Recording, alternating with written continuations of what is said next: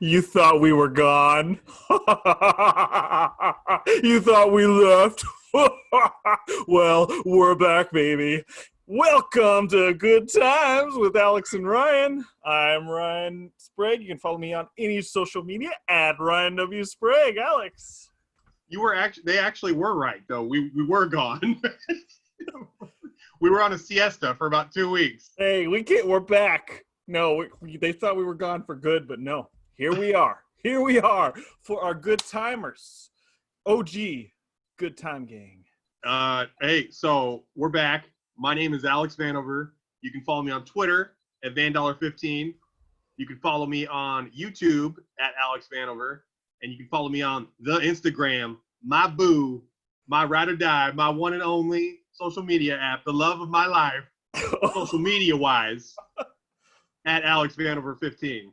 Yeah, and you can also find this account, Good Times, on Instagram. And you can click on the link in the bio and find out where to get the best merch in the world.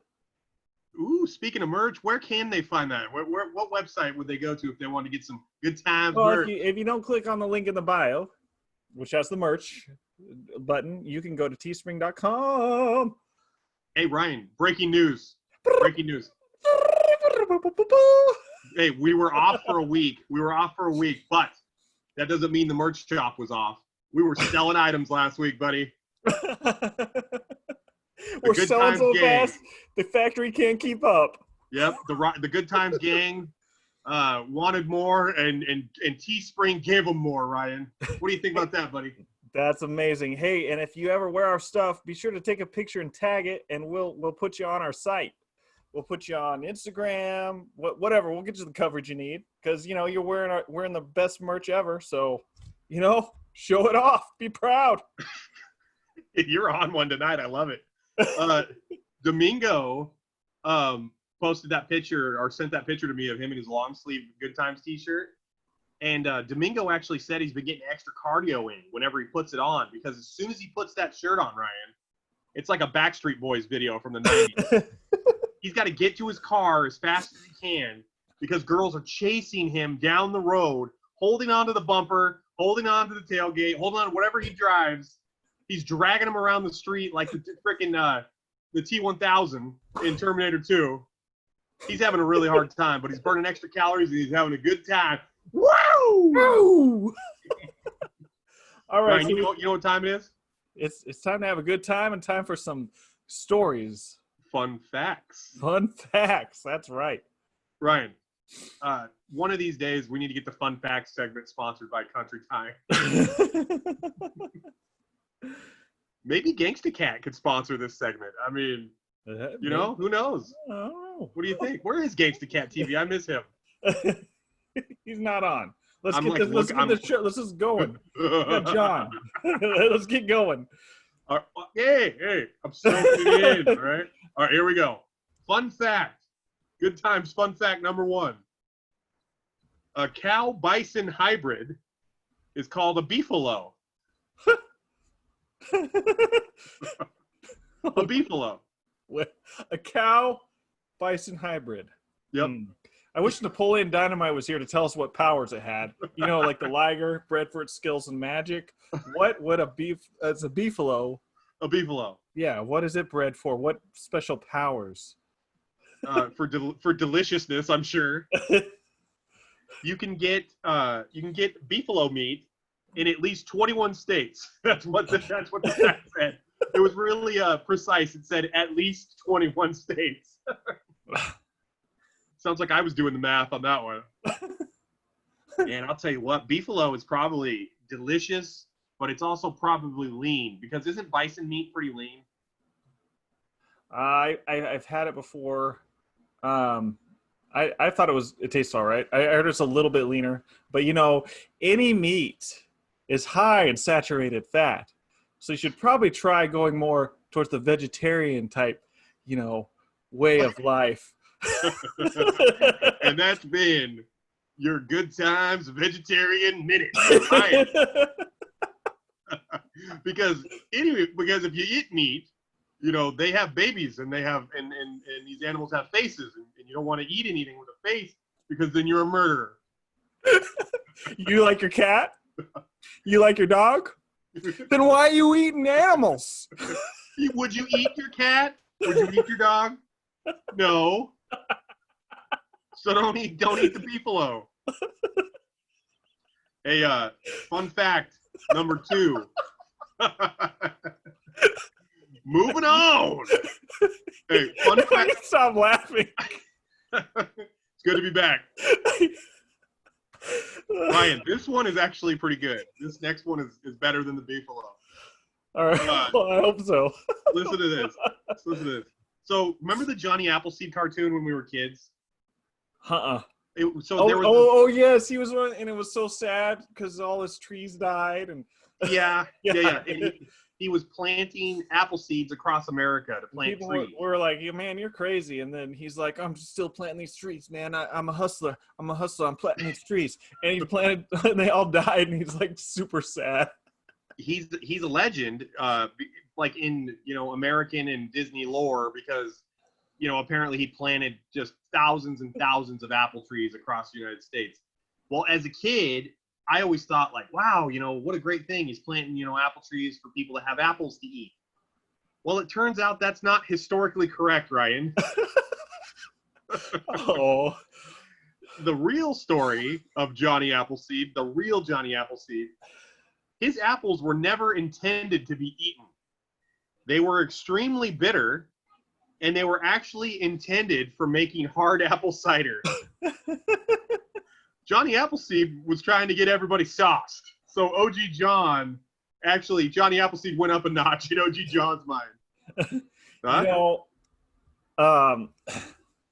The thing with apples. Okay. They don't have a face. Oh, so you can eat them. Yeah, because apples don't have families, and apples don't have families. Yeah, yeah, exactly. Well, you're on to something, Ryan. I think you're on to something here. But I just think that's hilarious. Like, all these little kids are watching these Disney cartoons, and they think, oh man, Johnny Appleseed's just an absolute hero. All he was really trying to do was just get people crunk and just smash together chords. The hell kind of a hero is that? He's like, I'm so thirsty. I know. I need something hard. Yeah.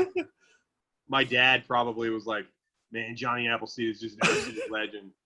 All these Mike's hard apple ciders I've been drinking in my trailer for the last 10 years are all thanks to that guy. What a legend. Hey, Ryan, fun fact. Number 3. Number 3. Number 3. Do it. Okay, armadillo shells are actually bulletproof. Did you know that? They're legitimately bulletproof. Wow. Let me tell you how I know this. Oh boy. Now, Alex, this isn't another one of your like, hey, let's go shoot the bird, for Mr. Forster things, is it? It's like, oh, well, Mr. Forster now he wants an armadillo, except he's gonna pay double, so we have to. Hey, if you put enough money on the line, I'm sure Mackenzie Baldwin would try to kill an armadillo for Mr. Forster. I'm gonna go on record. No, but armadillos have faces. They do. Well, it doesn't matter if they have a face because it's freaking bulletproof, Ryan. Listen to this. A Texas man was hospitalized when he tried to shoot an armadillo. The bullet ricocheted off the animal and hit the man in the jaw, causing extreme facial damage. That's insane. That is freaking insane, man. What do you think about that? Oh man, I feel bad. I mean, it would suck to get hit in the face, but why are you shooting like an animal? Why did he shoot him? I don't know. Probably he might have been hungry because not everybody's a soapbox preaching vegetable lover, Ryan. Well, the first mistake he made, Ryan, was the armadillo did have a face, right? Exactly. Yeah. It has a face. Why would you shoot an armadillo? It has a face. Plus, what was it doing? And the armadillo probably had a family. I mean, he was probably just because he has a face. So can you imagine? Yeah, I'm a armadillo. I'm just hanging out. I'm walking across the road. Oh, look, an armadillo. Let's shoot it. You know, like,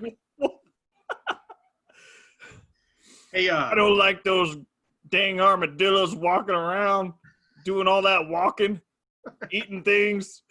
I'm gonna living and shoot it. breathing and You existing. living in I'm that gonna kill it. thing. I'm gonna kill that thing. That thing is living. I am gonna murder it. That's what you think you guys thinking of.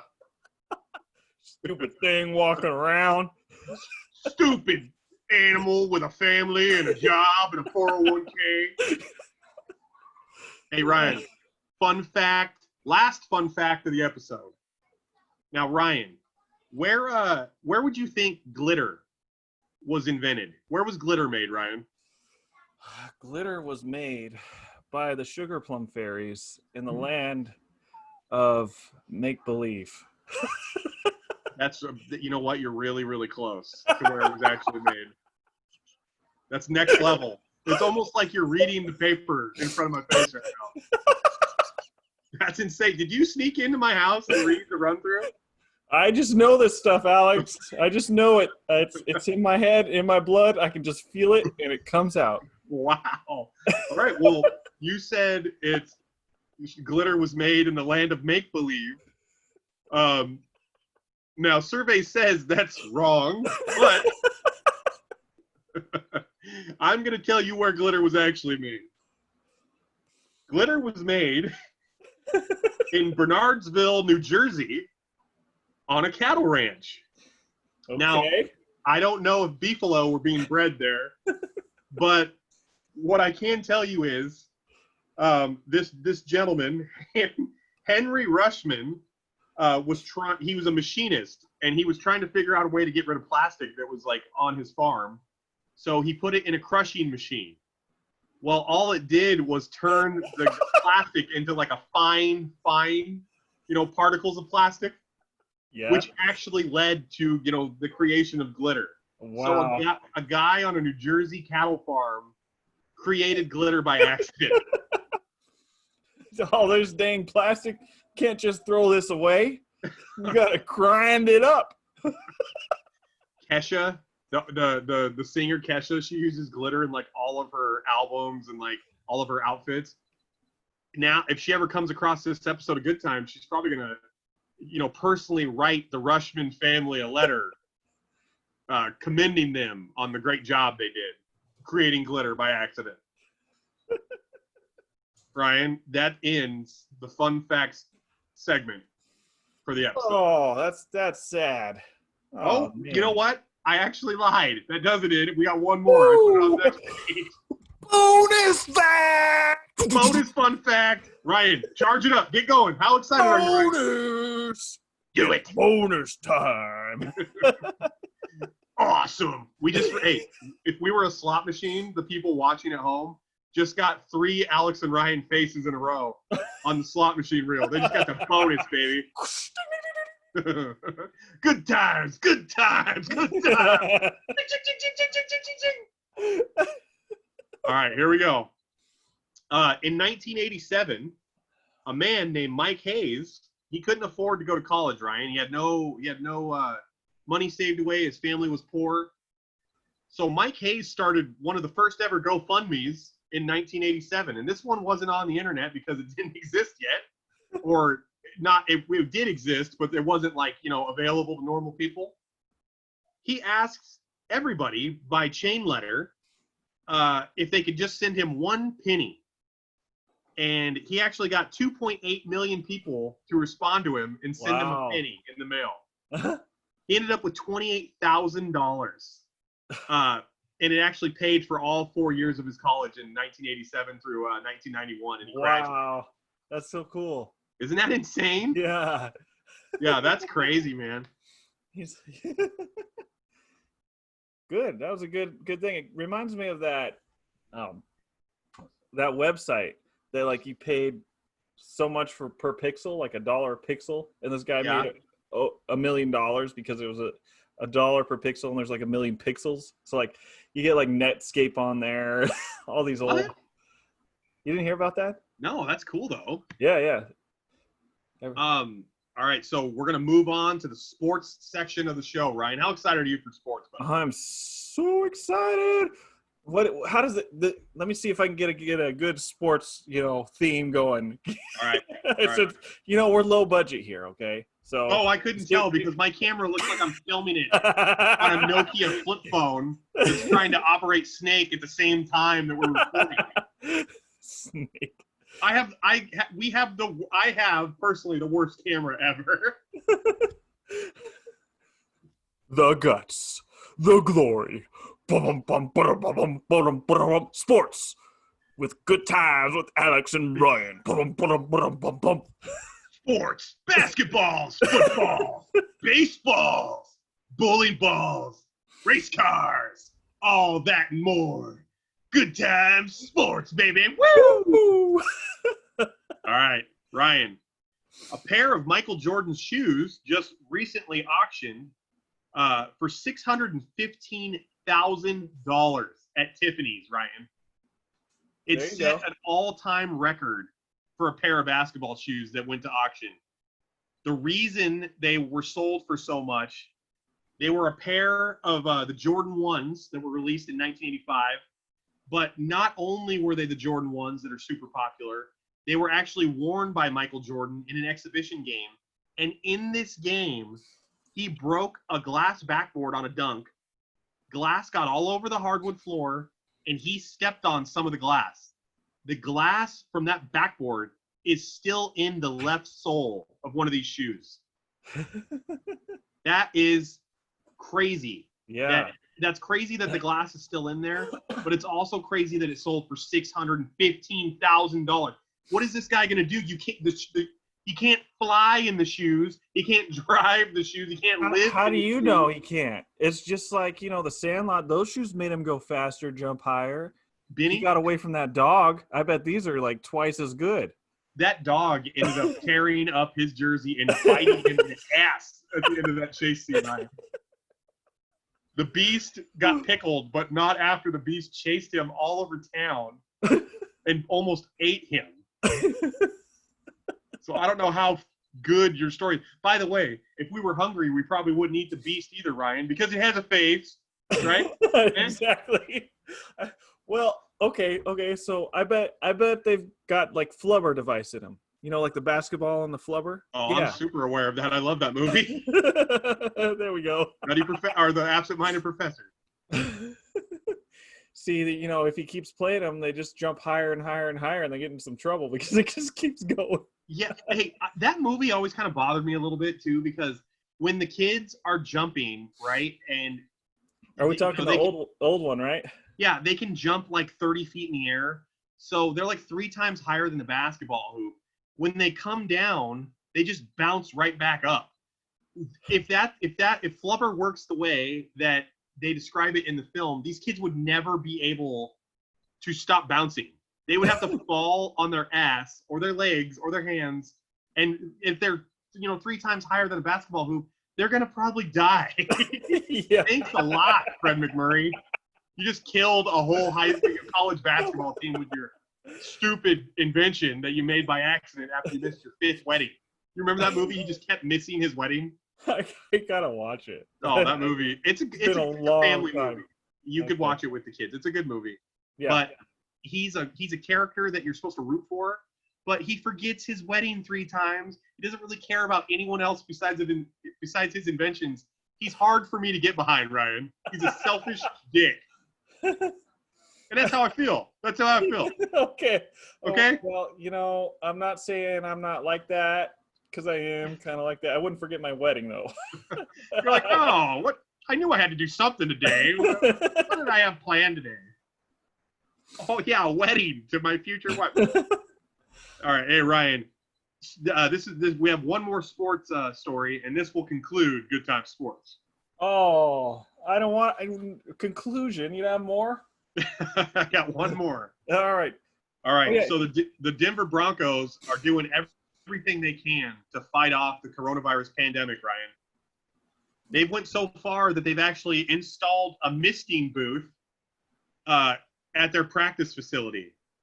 If the players want to enter the field or leave the field, they have to go through the misting booth.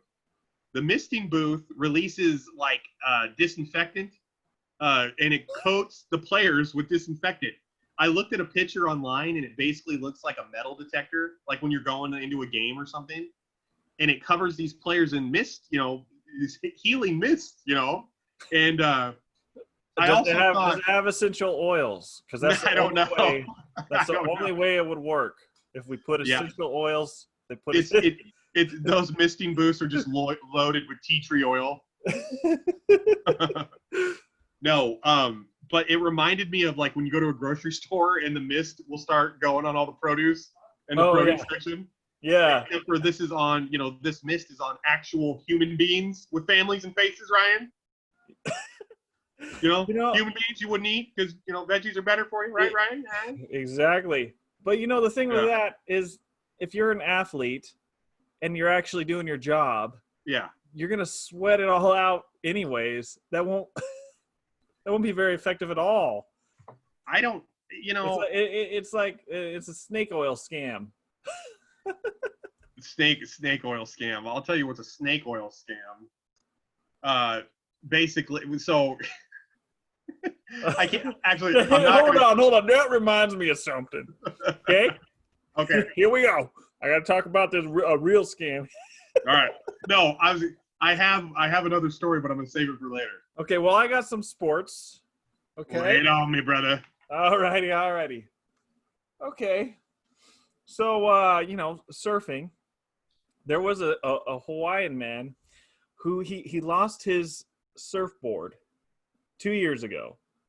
Okay. It shows up 5,200 miles away in the Philippines. A fisherman had picked it up. Did he write his name on the board and his phone number like we used to do? Well, they were able to. So he posted that he found it, the person in the Philippines, and put all this information down. And the guy was able to say, "Hey, that's my surfboard."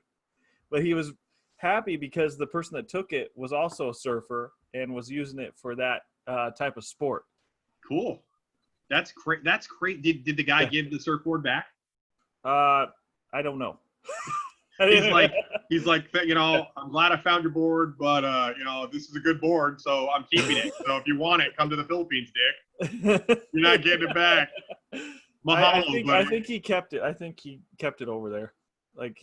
Because the guy's an avid surfer. I'm sure he has plenty of boards. Well, what's the shipping like that? What's the shipping cost for shipping a surfboard? Probably pretty high, over $100. Yeah. He could just put it back in the ocean and hope it ends up back to the previous owner. Puts a webcam on it and a little motor. a GoPro. He puts a Wilson volleyball on top of it. A little sail. Yeah. He's like, go find your previous owner. I'm setting you free, surfboard. Go home. Only 5,000 miles. Yeah. It'll make it. You'll make it. You made it here, didn't you? Yeah. Well, just find your way back home, bud. There you go. You got another sports story? One more. All right, Alex. You're into working out, right? You know what I see when you're doing those dumbbells? Dollar signs. Because those things are like gold on Craigslist right now. That $20 dumbbell would go for like $300 on Craigslist. Wow. Well, I got two, so. Yeah, well, that's $600 by my math. I don't know if I can trust your math, but. Yeah. According to my math, that is $11 million for two dumbbells, two 20-pound dumbbells. All right, so a Russian athlete has broke a record, an athletic Guinness Book of World Records record. Okay, so this guy sounds legit. What did he do? He has the record now for most underwater bench presses. Huh? What the? Isn't stuff lighter when you're underwater? Well, it was a 110-pound barbell, but I don't know. And he did it 76 times before coming up for air. He trained for 2 months. The 76 underwater barbell presses with 110. Yeah. Yeah. And that's crazy too, because that barbell is going to rust. And based on the price of weights on Craigslist these days, he's really dedicated to this Really record dedicated. because he could be 2 making. months. He's like the guy from Rocky, right? He's like, Yeah. Well, he's a bad guy. I don't know. They had this weird Russian crazy music, like "I'm gonna kill you." I've never done an underwater bench press in my life, but I can only imagine it would do great things for us. Right? Yeah, exactly. That's insane. These records, Ryan, you and I need to set like 3 or 4 Guinness Book of World Records just so we can attach them to be like, hey, those guys from the Good Times podcast like broke all these records. But in actuality, they're like, ping pong balls bounced with your left hand. Well, there was one Guinness Book of World Records I saw. It was who was the quarterback for the Panthers? Cam Newton. Yeah. So it was basically like the furthest away catch or something thrown by a person, and it was just a normal person, and they caught something from Cam Newton. Oh wait, so it wasn't a football; it was just him throwing something. But he threw a football, like something like that, furthest away. It was something where basically any normal guy could do it, but Cam Newton threw the ball. I thought that Cam Newton, when you said Cam Newton set a world record, I thought it would have been most. He didn't. He helped someone else.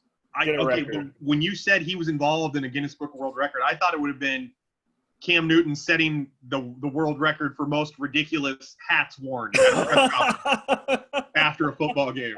You got to make a statement, Alex. Have you seen his hats? I've seen some, but I'm like, he looked like he had a Peter Pan hat on after a football game. Hat? Yeah, with a feather in it. Like he looked like an archer from the 17th century. All right, guys, here we are. See? See, you take the football, see? Pigskin back in the days, and you throw it here, see? Yeah, no, it looked ridiculous. So, you got any more sports stories, or does that actually end? That ends our sports for today. Okay, so, hey, let's move into an actual Good Times news story. Breaking news, Ryan. Breaking news. This is breaking. Breaking. This is fresh. All right. So a restaurant in China, Ryan, had to issue an apology to their guests.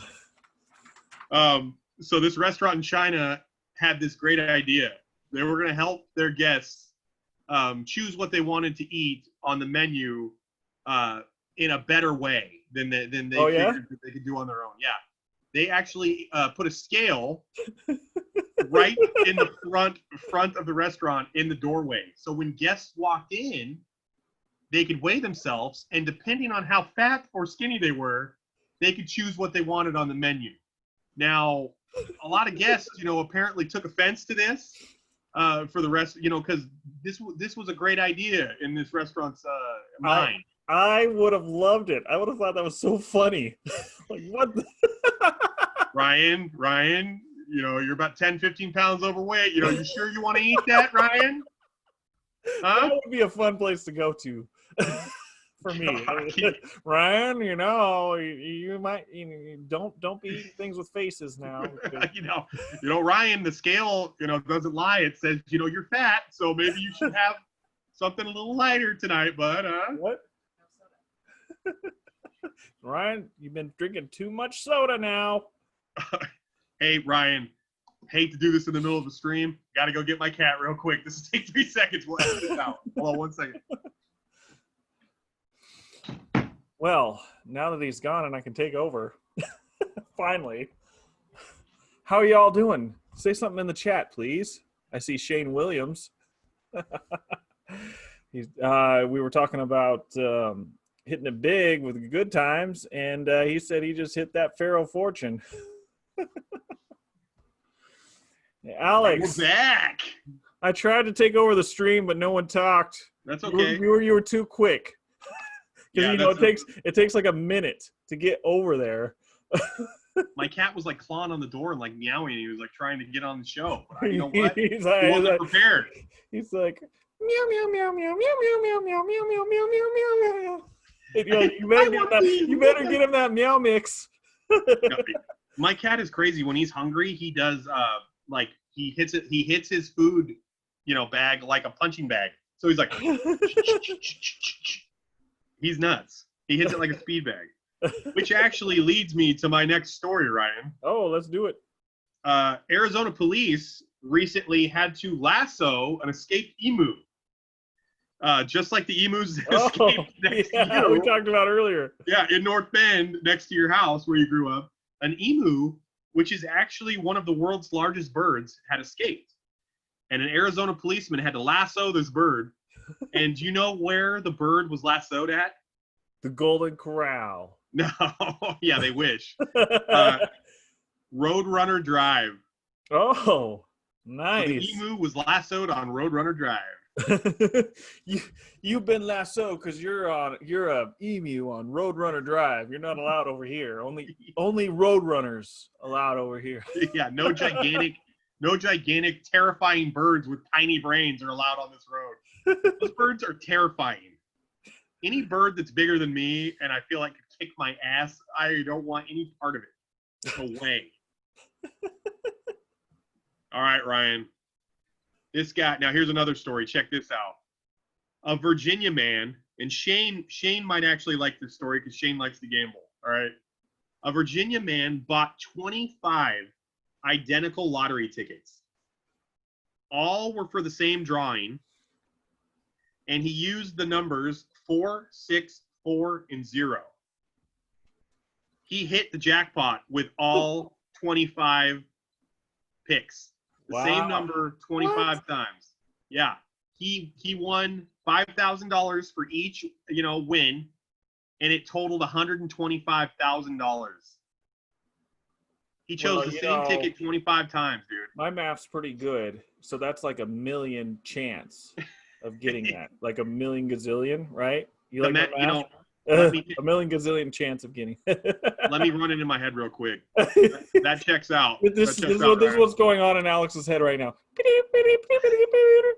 Calculating. It's like the Willy Wonka trying to calculate where the next ticket's gonna be. Oh yeah, and he's like, I am now asking the machine to tell me where the next golden ticket will be. What would a machine what could a machine do with a lifetime supply of chocolate? Yes. I am now telling the machine what it can do. Where he can put that chocolate. Yeah, where he can put the chocolate.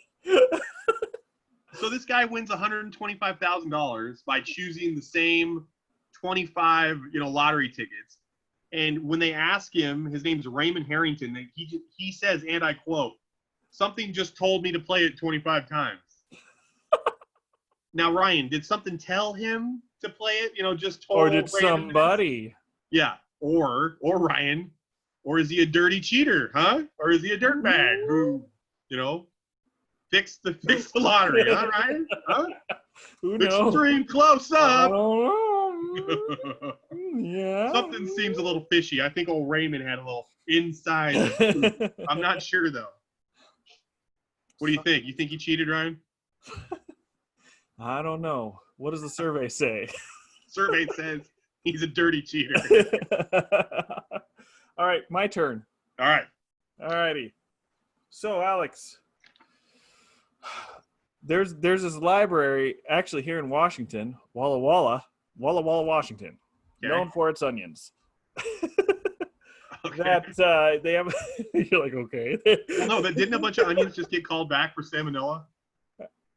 I don't Did know. you read about that? They got like famous sweet onions in Walla Walla, right? Walla Walla is also where Ted Bundy used to run around, right?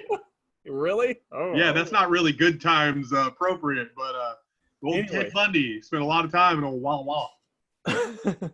So their library over there was doing some renovating because of COVID. So they're over there doing some work renovating it out. And they found hidden away in a corner some old 1980s candy and beer. So someone had stashed away in one of the things that hold up the books. Yeah. Some beer and some candy. So it's 30-year-old candy stash. They're called Godzilla head gum, Okay. and it was opened, and then 5 unopened cans of ham. Now, ham is like a Northwest beer. Yeah, with the bear on the can, right? Yeah, yeah.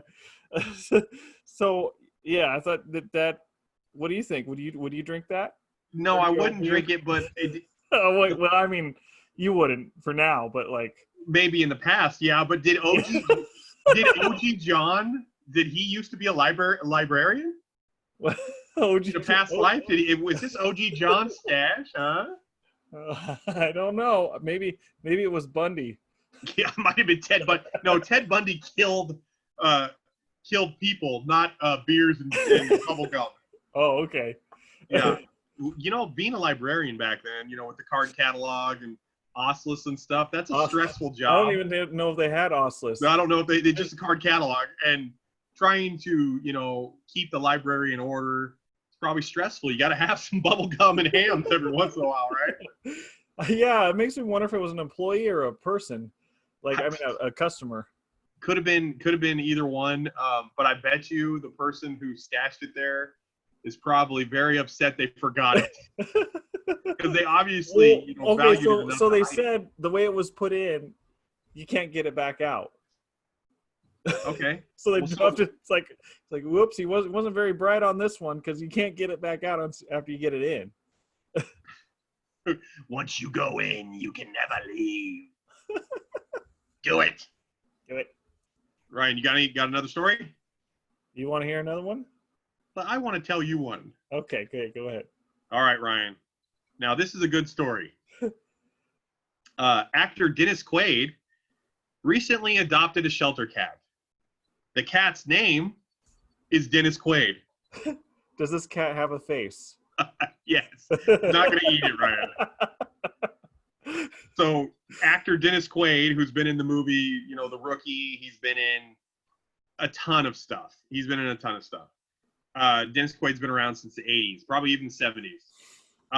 Saw this story online about this shelter cat named Dennis Quaid, and the cat was at the Lynchburg Humane Society in Virginia. So Dennis Quaid got such a kick out of this that this cat's name was Dennis Quaid. He called them up and said he was going to adopt the cat. Oh. So Dennis Quaid's cat, Dennis Quaid, is actually en route to Hollywood, California, as we speak. And Dennis Quaid was quoted as saying, Ryan, "I'm out here to save all the Dennis Quaids of the world." What a sweet story. Yeah, top that story. That's a good time story of the night, Ryan. I don't know. I got a good one coming up. Bring it. Okay. So we live by the coast. We walk the beach every once in a while. Not me. What? I don't live by the coast. I live in Eugene. We did. Oh. You lived. Past tense. Yes, sir. What are you saying? You're not lying. We lived by the beach. Of course I did. Right? No, I'm just kidding. I reacted to that really often. Go ahead. Yeah, buddy. Okay. Oh, yeah, we lived by the beach. Of course we did, Ryan. All right, go ahead. So what would you do if you found a bottle with a message? Like, what would you think was in it? Well, I would hope there was money or a treasure map. Okay, well, there was a 3-year-old girl visiting Massachusetts, and she found a bottle with a message in it. Okay. It had been floating around the ocean for 11 years, because they found out the only message it had in it was sent from the UK March 3rd, 2009. Wow.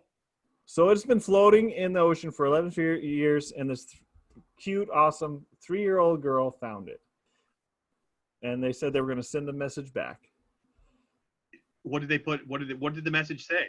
They didn't say what they were going to send back. The message said sent from the UK March 3rd, 2009. That's it. That's it?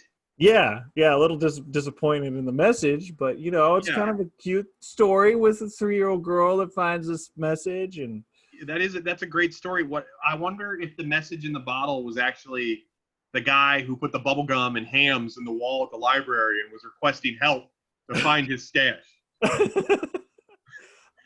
Yeah, I What mean, do you think? he tried carrier pigeon over in India, but it Yeah, but the pigeon, his carrier pigeon was arrested because it was actually a spy pigeon. You don't tell me where the ham, maybe it's got a the bubble secret gum is hidden. message. They need to use it like, the lemon and the light, figure out what the secret message is. Help me. Poor pigeon, man. He's doing spy work in India. He's like delivering, messages in bottles. He's trying to find hams and bubble gum. This pigeon is busy, more busy than we are. Actually, probably not more busy than you, because when you got back from vacation, you had lost every employee except for you. You and OG John. They're like, Ryan, how's your vacation? And you're like, oh, it's going pretty good. Day number 2. And they're like, good. Pack your car up, head home. We have no more employees left. It's just you now. Yeah, it's just you. So you finally got that promotion you always wanted. You are now the general manager and assistant manager and PIC. Hey, so Ryan, things are getting crazy because of this pandemic, and I know how you and I love talking about COVID. We love it. Yeah, we love it. It's part of the good times narrative, right? Because we're here talking. We're talking over Zoom, right?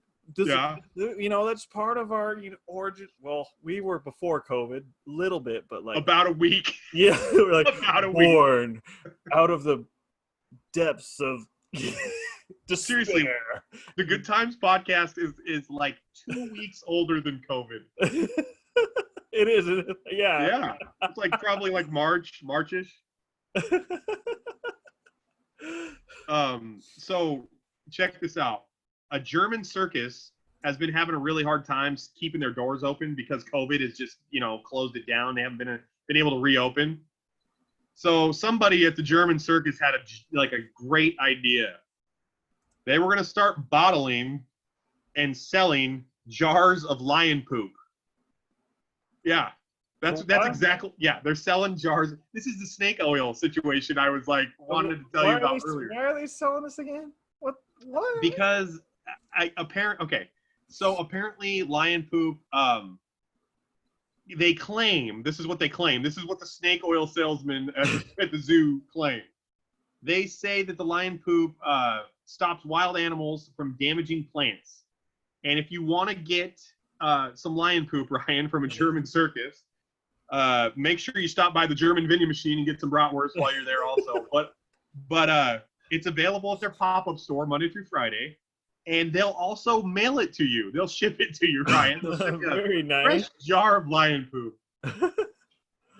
Wow. Okay. Hey, if it works, it works. Maybe they're onto something. I mean, the other animals, if they know it's lions, they're like, I'm not gonna mess with that. But it seems like they just inherently know it's the king of the jungle. Yeah, they're like, they take one whip. They're like, comes along.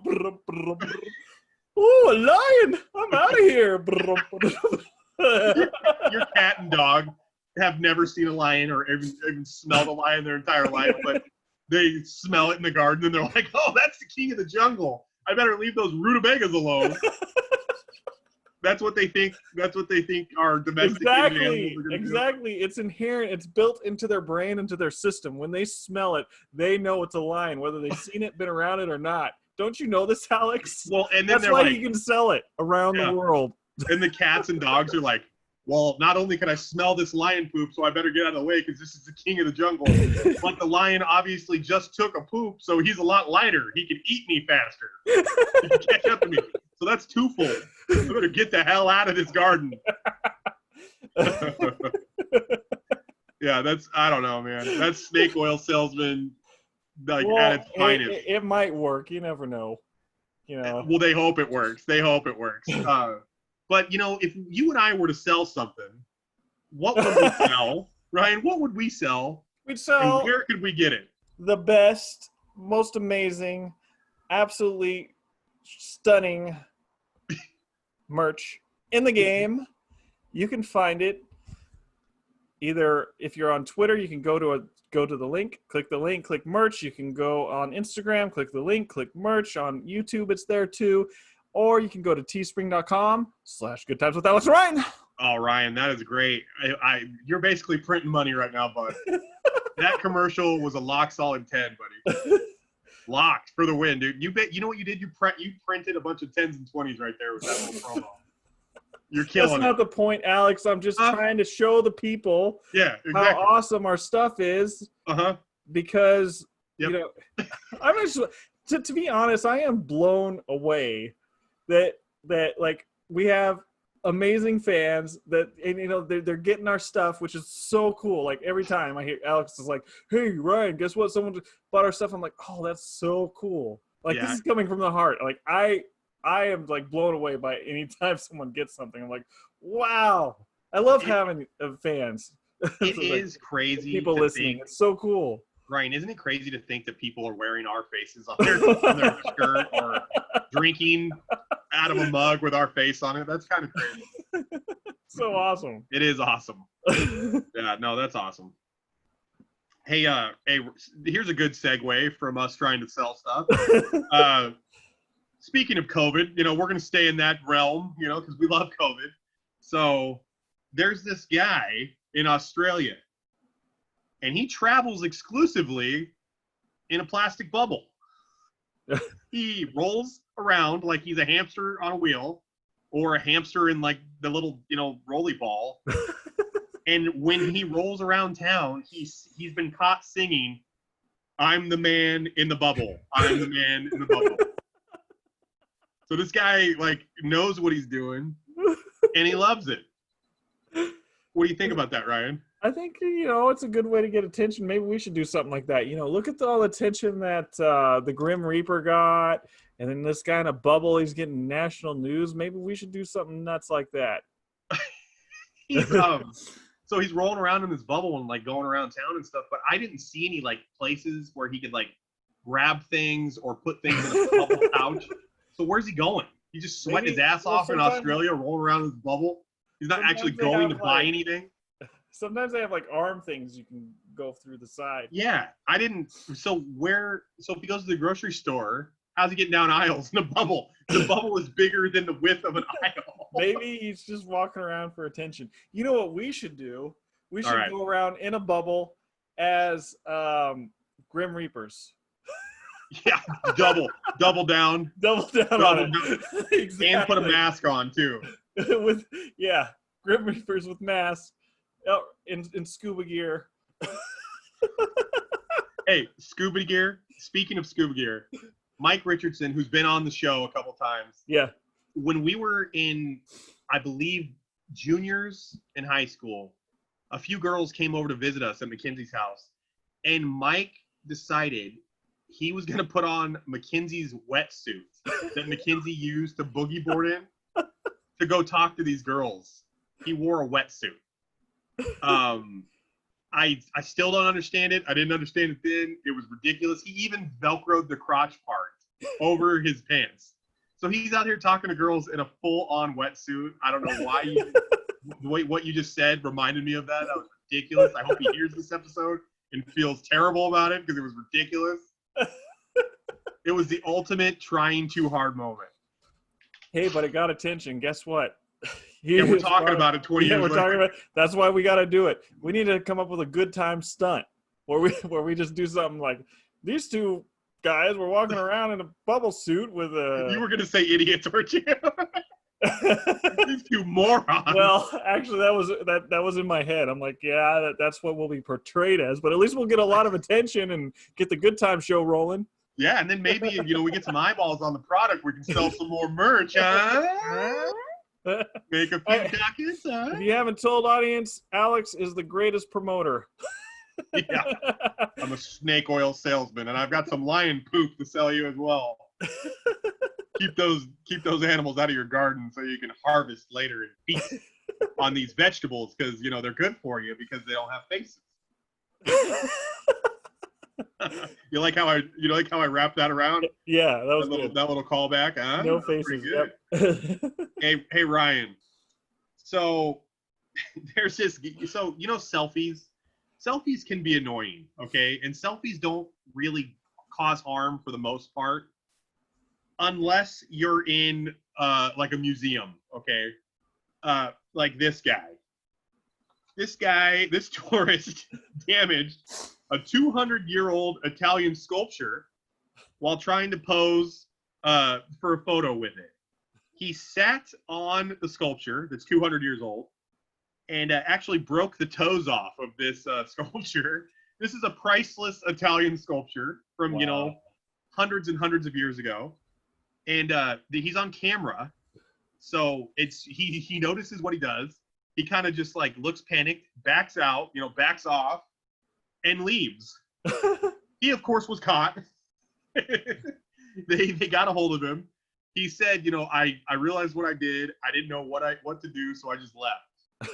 He issued an apology through his social media, and they're still looking into the matter, but he might not have to pay a gajillion dollars. Well, there's no way he could. It's got to be insured. But oh my goodness, it reminds me of there's this meme or this show where this guy he does this he clings the cymbals together. So like the monkey toys, yeah. Yeah, so he clings it together and it falls, and he doesn't know what to do, so he sets it down and he just goes like this. Da, da, da. It salutes it. Hey, sometimes when you're in moments like that, it's like, well, I'm screwed. I don't know what to do. I'm just gonna get at it. You're like, I can't blame the guy, but you are right. It probably was insured. I mean, it's not like you're gonna sue the guy. You just be like, hey, probably shouldn't be setting and taking selfies, on 300, 200-year-old sculptures. By master, artists. Yeah. But, hey, man, what are you well, gonna they do? should have had it. Or they might have had it roped off, but if they didn't, they should have. Yeah, normally selfies don't harm anyone besides the person, taking the selfie because they embarrass themselves. But or they fall off, trip and fall and stuff. You're actually, yeah, I know what you're talking about. Yeah, I don't want to go too. Yeah, I saw a thing online where it's like, 15 selfies before death. It's like someone's hanging onto an airplane wing, or like someone's like on a mountain cliff or something. Yeah, I know what you're talking about. Yeah, that's not good. It's like, I gotta get this picture. I gotta set up this thirst trap. Boom, you're dead. 'Cause you were too busy trying to get the right lighting. You're dead. Done. No likes, no comments, nothing, because you can't post it because you're dead. So anyway, moving on. That was a really light, good time. Yeah. All right, so Ryan, a safe good time. Please be sure to keep tuning into us. Yeah, you don't want to miss these. You don't want to miss these wonderful, happy moments. Hey, Ryan. So a Colorado woman discovered a 4-foot snake slithering out of her apartment toilet. Oh. Yeah, Miranda Stewart of Fort Collins, Colorado, had to investigate why her toilet wouldn't flush. So she called the maintenance man. It took him about 40 minutes to wrangle the snake. The snake was 4 feet long, and it was terrifying. It was I saw the photo. It was poking its head, out of the toilet paper wad in the toilet. Oh, and wow. So, yeah, the maintenance guy tried to find out, who the snake belonged to. So they called around all the people that lived in the apartment building, because they thought the only way that this snake could have, got through the plumbing was through another toilet. Maybe someone lost their pet. He never found the previous owner. So what do you think the maintenance man did with this snake, Ryan, after he couldn't find the previous owner? I don't know, but I would assume that he didn't kill it because it has a face. No, he didn't make snake burgers. He adopted it. Oh. It's his snake now. Must not have been poisonous then. Well, I don't know if it was or not, but this gives a whole new meaning to the name, to the idea of snaking a toilet. That's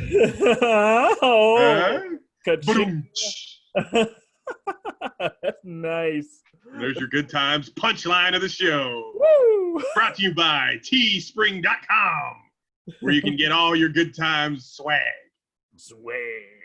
Ryan, it's a sad part of the night, but we're going into our last story, which is actually the pop culture segment of the show. Okay, let's do some pop culture. This is the last story of the night, boys and girls. I know I am very, very astute on pop culture. I pride myself on knowing everything in pop. Yeah. You're like NSYNC. Dirty pop, dirty pop. Because I study it all the time, right? Just Yeah, once you pop, you just can't stop. What is going on with Cardi B right now? I just gotta know. Gotta know. I mean, you know how I found out what her song meant? Like her most recent song meant? No, how? It was, and I wish I never knew what it was because it's pretty dirty. But it was Ben Shapiro. I was scrolling through. I know Ben. Scrolling through Twitter, and Ben Shapiro popped up and had an article on Cardi B and that song, WAP. Is it called WAP or something? WAP or WAP or whatever it's called? So, what does it mean? What does it stand for? I'm not saying here. Not appropriate. Okay. All right. That's a good times teaser. If you want to find out, use the Google machine because we ain't telling you. That's just telling you. I know all about pop. I also know about pop. I'm drinking one right now. Cherry Coke Zero, buddy. You can find it on Teespring.com. Yeah, I bought the can of Coke Zero on Teespring.com. Teespring, hey, the guy who created Teespring, the website, just happens to watch Good Times, and he's like, man, those guys are doing the Lord's work for us. Doing the good Lord's work for Teespring. So check this out. A man was arrested in Florida, of course, on Sunday. Florida? Yeah, we're going to Florida here. You know, we're ending the show in Florida. Our beloved homeland, Florida. This man was arrested on Sunday. He tried to kidnap a WWE superstar, Sonya Deville. This happened yesterday. Philip A. Thomas was charged with 3 felonies: attempted kidnapping, armed burglary, and aggravated stalking. The incident occurred in Lutz, Florida. He had been cyber stalking her for 8 months, and he's actually from South Carolina, so he had been plotting this for 8 months. When he tried to enter her house, the alarm went off, and Sonya Deville actually escaped with her house guest, and they called 911. The police showed up because he was still there because he's a psycho. So the police, arrested him, and on his person, let me see this really quick. He had a knife, plastic zip ties, duct tape, and mace. But since he's the dumbest criminal ever and he decided to use the sliding glass door that had an alarm on it, he got busted. But, Sonya Deville's safe, her house guest safe. Who is Sonya? Thank God. Who's Sonya? She's a WWE superstar. She's a professional wrestler. I think I know of one female, and that's Chyna. Chyna, God rest her soul, was. Okay. She's passed away. She was a. Yeah, I know so much about pop. Yeah. Sorry, Ryan. I hate to break it to you. WWE superstar Chyna passed away about 4 years ago, Ryan. I hate to be the one to break it to you. Oh. I don't. I don't like to do that. I know all of them because I know pop. Yeah, because you're so. You know what could have saved Sonya from even having to have this guy attempt to kidnap her? What's that? If she just had a can of tiger poop, and put it outside her front lawn. Get out of here. Yeah. The kidnapper would have been like, what's that smell? That's tiger poop if I've ever smelled it before. The king of the jungle's around here. I better not try to kidnap this WWE superstar. Yes. And then the kidnapping would never have even been attempted. Right? It's pretty messed up, man. Yeah. Hey, Ryan, you got any closing thoughts on tiger poop or kidnappings? Yeah. Don't do that. Don't try to kidnap people. It's bad. You know what the Bible says about kidnapping. It's against it. The Bible is very clear on kidnapping. It's against it. Hey Ryan, why don't you end the show?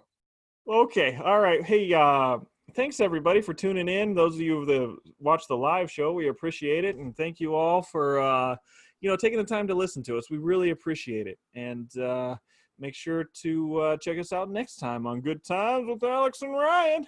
Oh, Ryan, you closed that like a pro. It's good to be back. Mahalo, boys and girls. Yes.